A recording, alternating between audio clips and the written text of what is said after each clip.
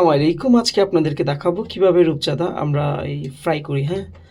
আসলে সচরাচর অনেকেই করে, বাট তারপর আসলে রেসিপিগুলো করার সময় আপনাদেরকে দেখাতে খুব ভালো লাগে। তাই চেষ্টা করি অলওয়েজ আপনাদের সাথে শেয়ার করার জন্য। আপনারা অন্য কোনো মাইন্ডে যাবেন না। আসলে আমি ট্রাই করছি, কিছু ভুল হতেও পারে, রাইটও থাকতে পারে।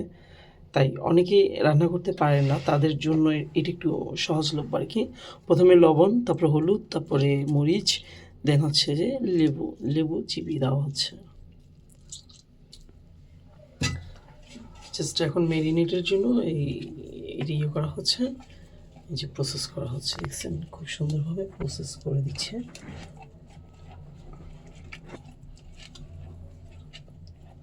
রূপচাঁদা মাছ খেতে অনেক সুস্বাদু। সাগরের রূপচাঁদা অসাধারণ।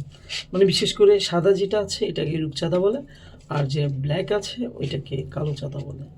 চট্টগ্রাম ভাষায় আরেকটা নাম আছে এগুলোর, ওগুলা নাই বলি থাক।